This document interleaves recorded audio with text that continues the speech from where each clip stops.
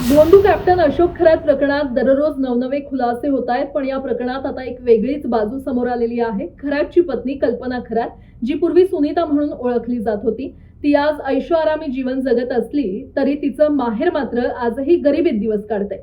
नाशिक जिल्ह्यातील सिन्नर तालुक्यातल्या पाडळी या गावात तिचं माहेर आहे, जिथे अजूनही तिचं कुटुंब हलाखीच्या परिस्थितीत राहतं।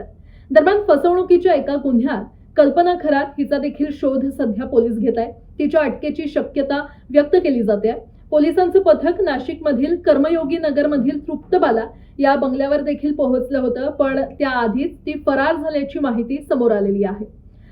कल्पनाच्या कुटुंबावर गेल्या काही वर्षांमध्ये दुःखाचे डोंगर कोसळलेले आहेत। तिच्या मोठ्या भावाचा अपघाती मृत्यू झाला आणि त्यानंतर तिच्या वडिलांचं देखील आजारपणामुळे निधन झालं।